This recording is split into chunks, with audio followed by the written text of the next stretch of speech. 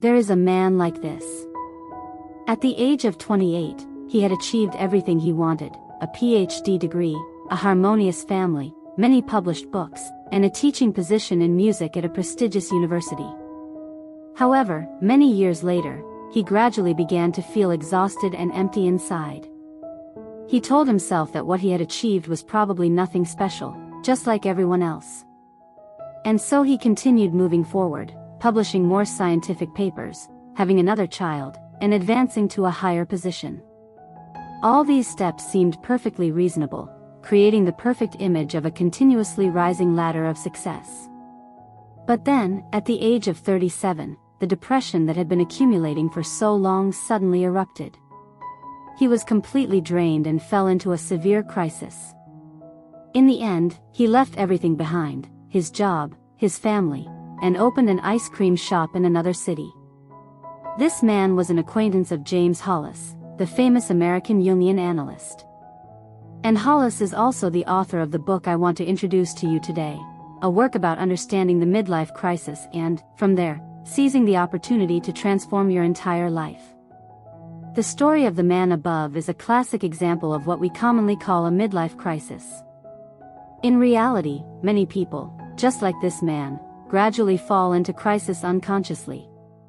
Before they realize it, a series of warning signs have already appeared quietly: chronic fatigue, boredom with work, unexplained sadness, infidelity, substance use, frequent job changes, and so on.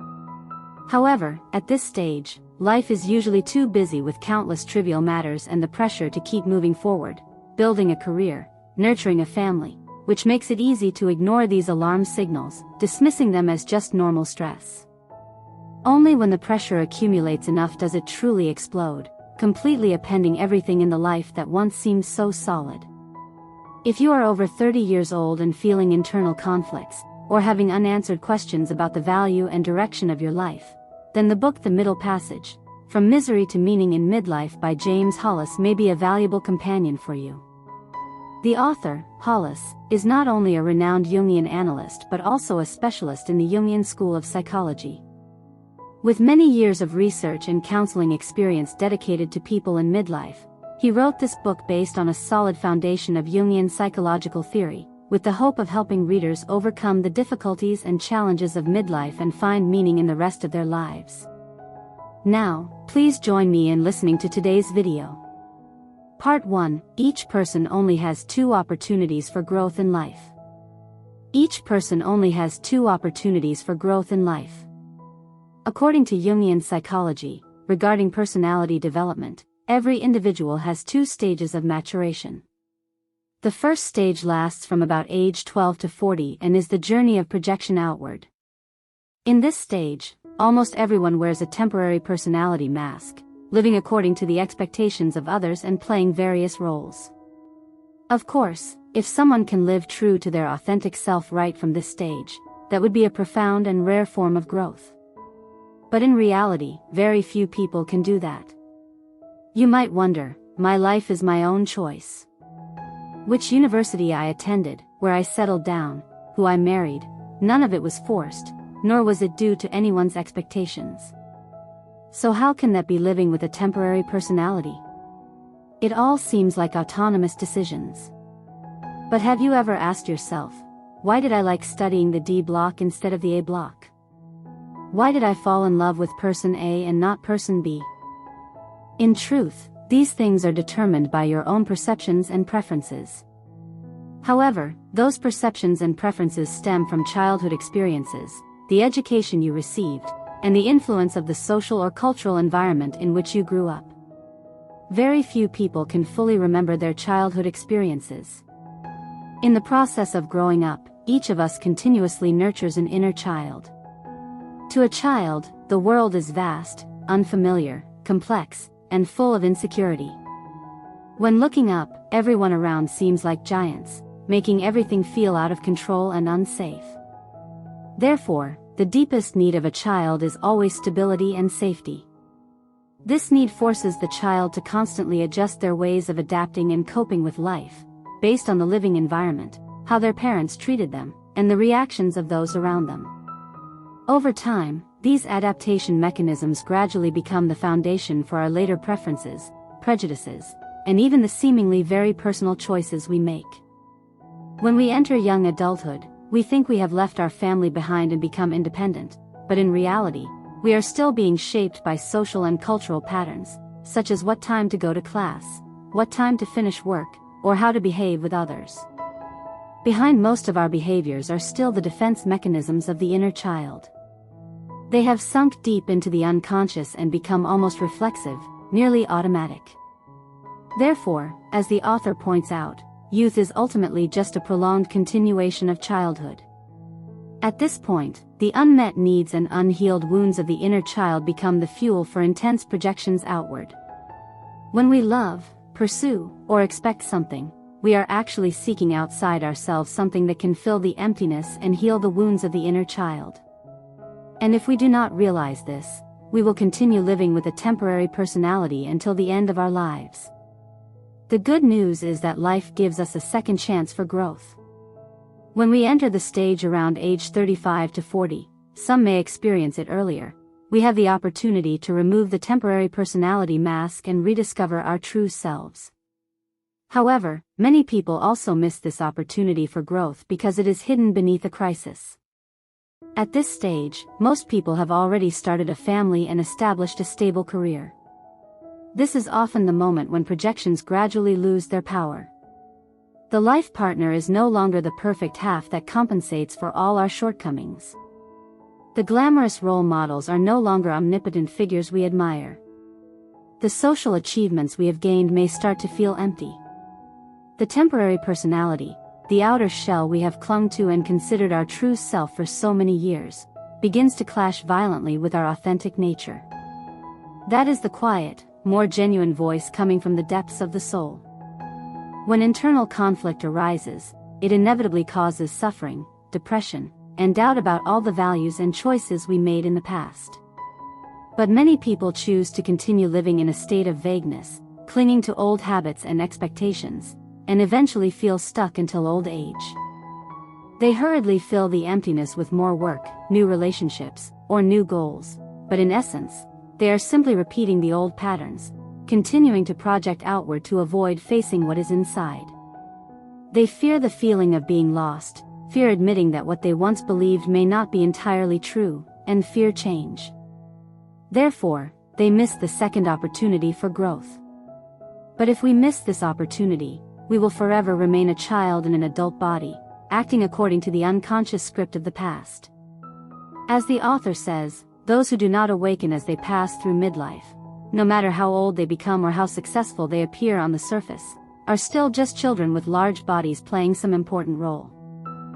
Meanwhile, those who do not know how to dialogue with themselves and always place their hopes on others live their lives like a passive novel, turning from one page to the next, thinking that on the final page someone will tell them what the meaning of life is.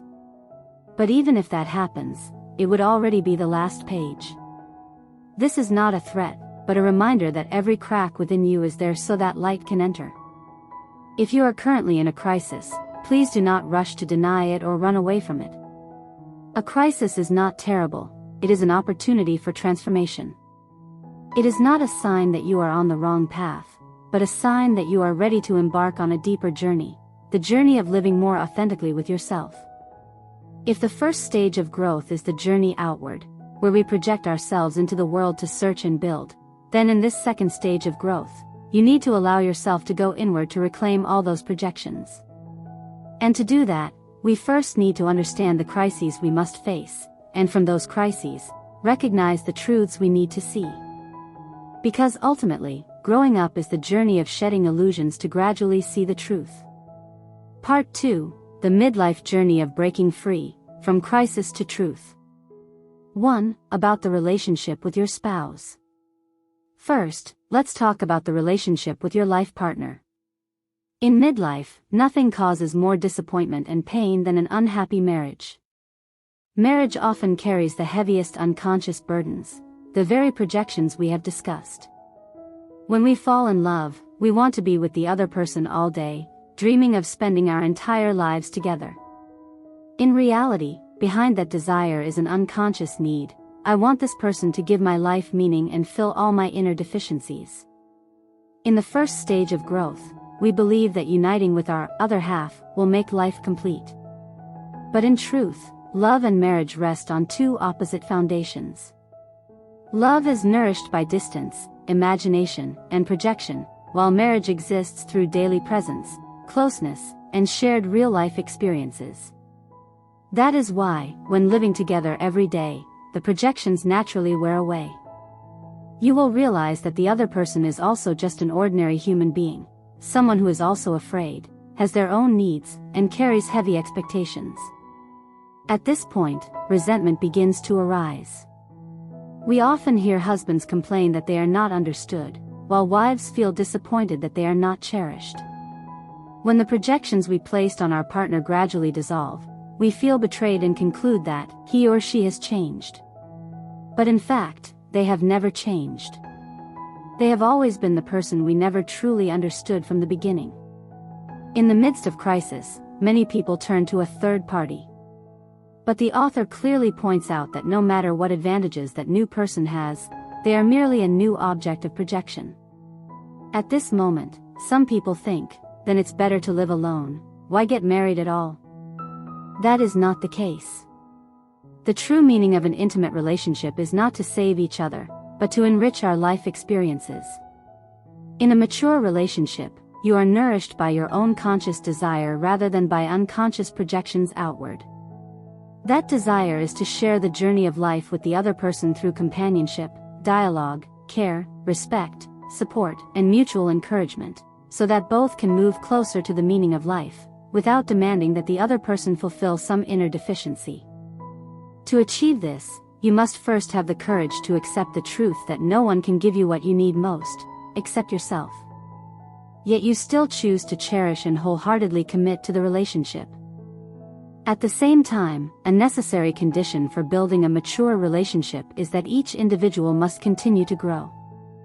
If you sacrifice yourself and lose your own identity in order to live for the other person, you will become filled with anger and resentment. Or if your personal development is suppressed, denied, or controlled by your partner, then the relationship also needs to be transformed. This means both parties must sit down together for an honest dialogue about their individual development needs and establish healthy boundaries. But if respect is still not received and the journey of growth continues to be hindered, then stopping and rebirth becomes a necessary choice. Because a relationship only has a reason to exist when it nourishes the life and growth of both people, rather than becoming a prison that confines the soul. Many couples live together until old age, and people often think that is happiness. But if they stay together yet have nothing left to say to each other, only eating, watching TV, and then going to sleep, that is not a truly mature relationship. When people abandon their own development, when each individual stops growing, the relationship also stops living. 2. About the relationship with your children. Next, let's discuss the relationship with our children. When we enter midlife, it is often the time when our children enter adolescence. At this stage, their stubbornness, rebellion, distance, and silence cause many parents heartbreak. Why doesn't my child listen to me anymore? This is the constant disappointment and helplessness of people in midlife. But few realize that behind the crisis that midlife parents think is caused by their teenager's rebellion is often a battle by the child against the invisible projections from the parents themselves. We tend to believe that the love we have for our children is the purest and most selfless feeling at the conscious level. That is true on the surface. We can explain every sacrifice and every piece of advice, from "you must study well" to "you must marry a good person," as coming from one single point: it's for your own good. We believe we know what is best and are determined not to repeat our own parents' mistakes. However, Jungian psychology reveals a deeper truth: the greatest burden a child must carry is the unlived life of their parents. At the unconscious level, through our children, we often try to compensate for our unfinished dreams, unhealed wounds, and paths we never dared to take. Phrases that sound like encouragement: "Mom has suffered all her life, so don't be like Mom," "Dad didn't get into a good university back then," and that's why things are like this now. Now I'm investing everything in your education, but you're not trying hard enough, are actually unconscious projections. The contradiction becomes clear when we force our children to read books while we ourselves never read, or push them to live according to expectations that we ourselves have never achieved. The author says that the child's rebellion against us is actually a natural and healthy act of resistance against these invisible impositions. They are not rebelling against our love, but against being turned into a copy or a tool to realize their parents' dreams. So what should we do when facing this crisis? Just like in marriage, the key lies in the parent's own awakening. Honestly ask yourself, when we were young, what did we once crave from our own parents? Wasn't it respect, understanding, and being treated as an independent individual? This requires a fundamental shift in your role, from a trainer to a companion. Instead of trying to mold your child into the ideal image in your head, create a safe space for them to explore, make mistakes, and find their own path. This does not mean letting go or being indifferent, but shifting the focus from controlling the outcome to supporting the process. As in the letter from the writer and philosopher H. that I deeply admire, written to his son, you are not the beginning of Dad, nor are you the continuation of Dad. You are an independent being, a different soul from Dad. You did not come because of Dad, you came because of your own longing for life. You are free. Dad loves you, but Dad will absolutely not use the name of love to control your life.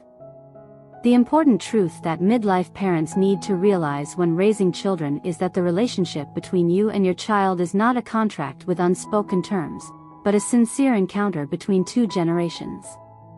It only truly blossoms when parents stop looking for their own image in their child and instead have the courage to reclaim their own projections, helping the child find and bravely become their true self. That is real love, a love that liberates rather than binds. 3. About the relationship with your parents. Next is the third relationship, the relationship with our own parents. In midlife, we quietly face a silent shock. Our parents are no longer the pillars we can lean on.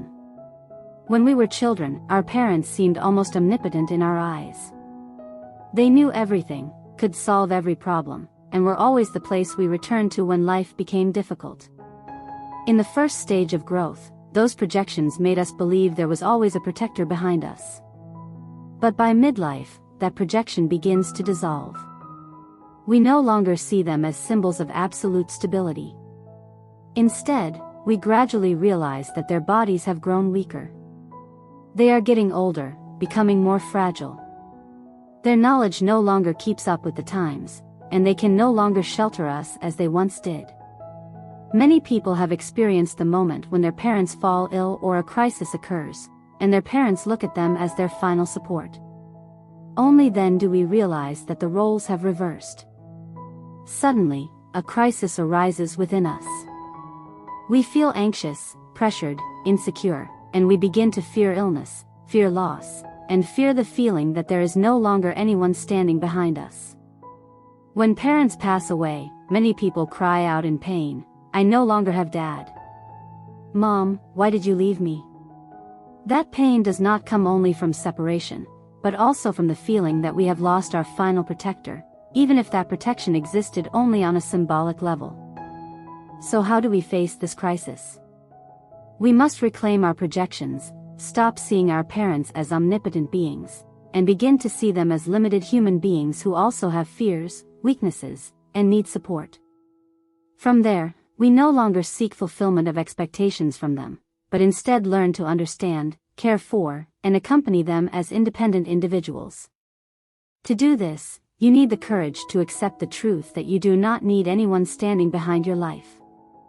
At that point, the relationship with your parents will shift from dependency full of expectations to a complete companionship of pure love, where you are no longer a child seeking protection, but a mature adult who can embrace imperfect lives and continue moving forward with gratitude and your own courage.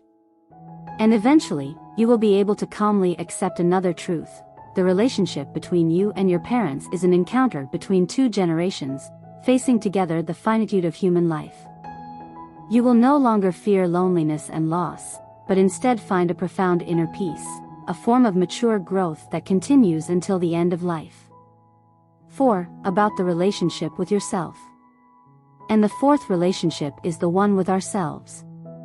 This is perhaps the relationship that causes the deepest crisis, because it concerns two pillars of identity, time and career.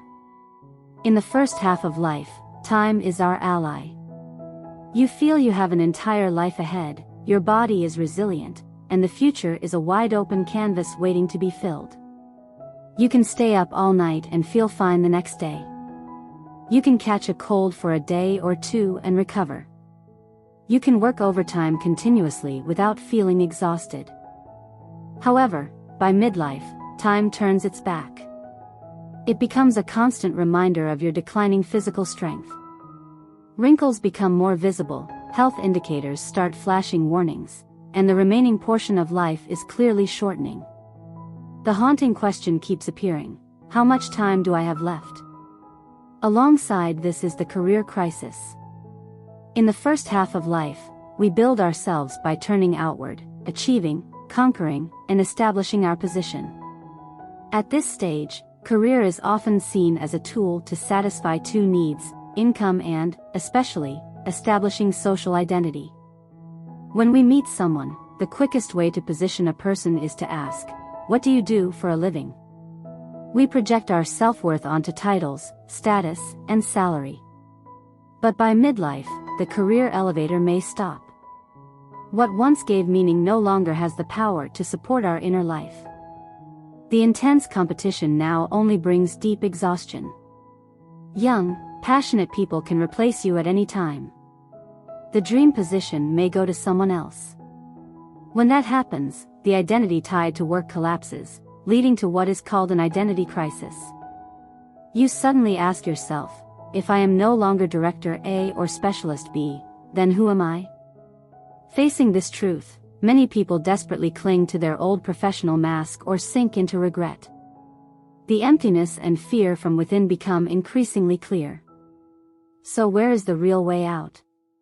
Have the courage to reclaim the identity that was attached to external labels.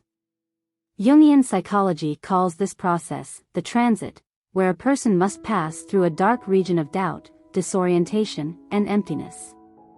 But it is precisely in that darkness that the journey of individuation can truly begin. It is the journey of becoming the whole and unique person you were meant to be.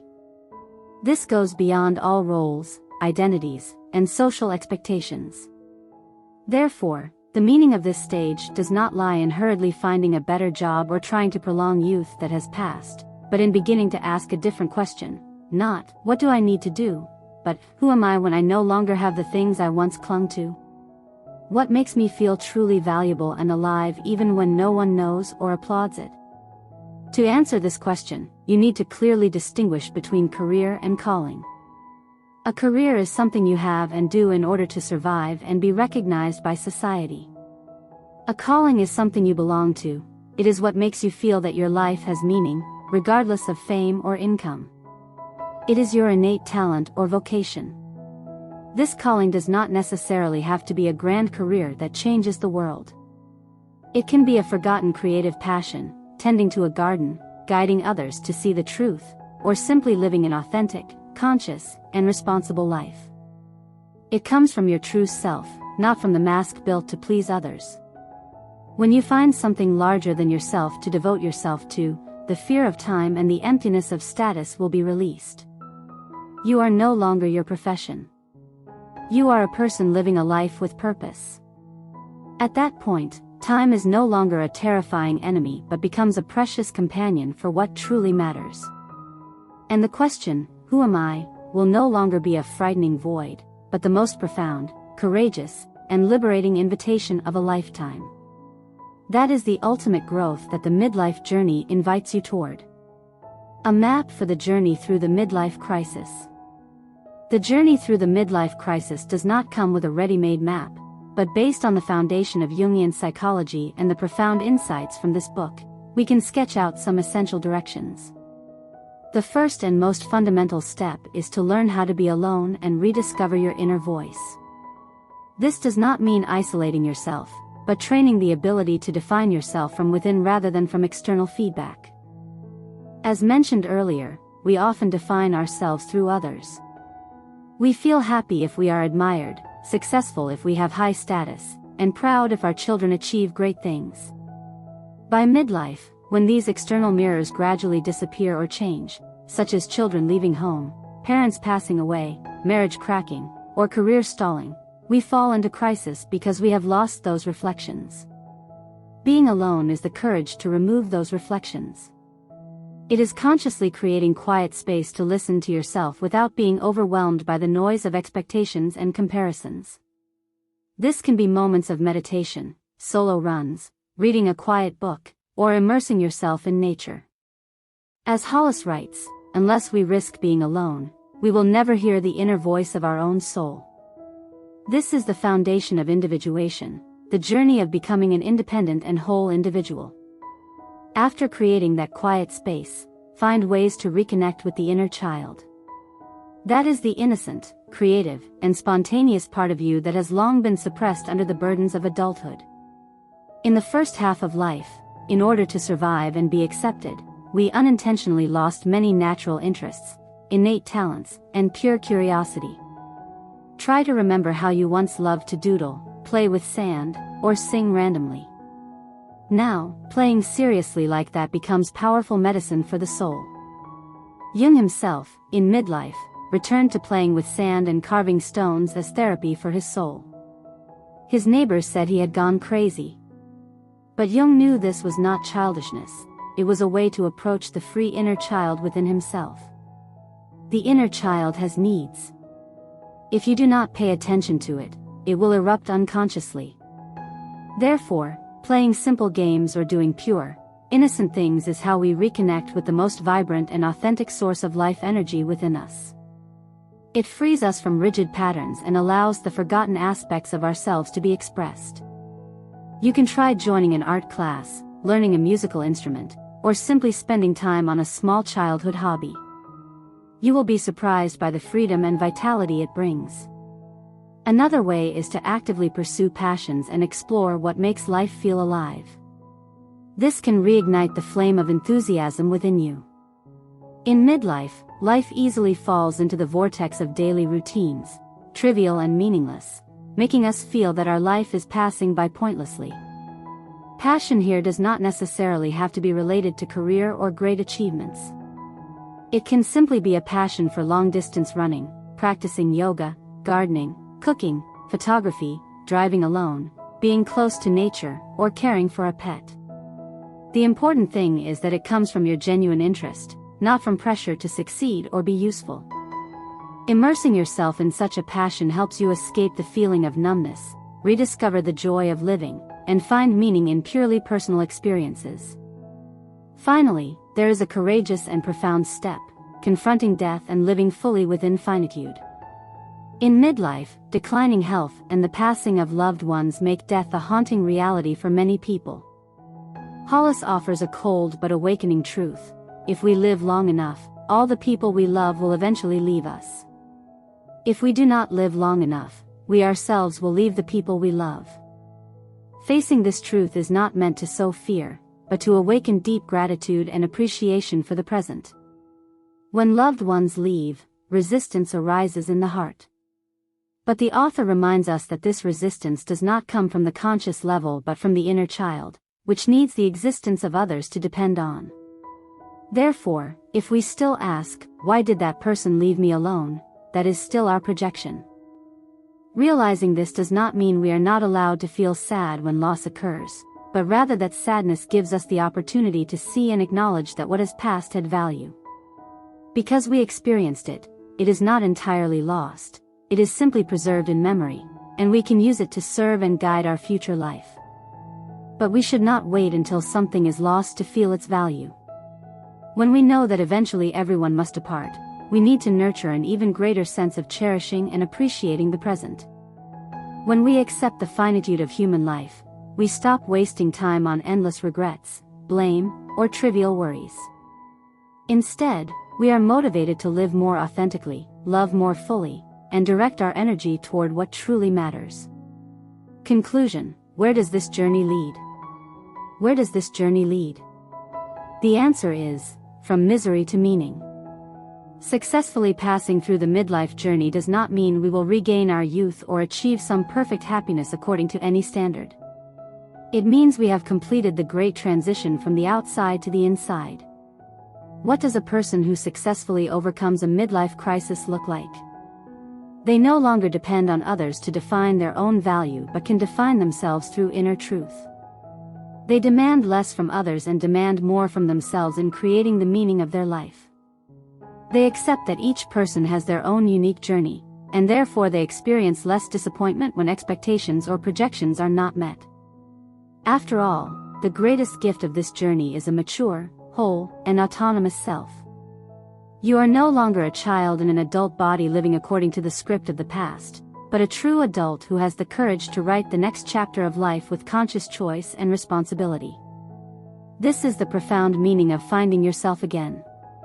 It is not about trying to build a perfect ego for the rest of your life, but about a whole self, strong enough to embrace both the light and the darkness of human existence and continue moving forward with a deep inner peace.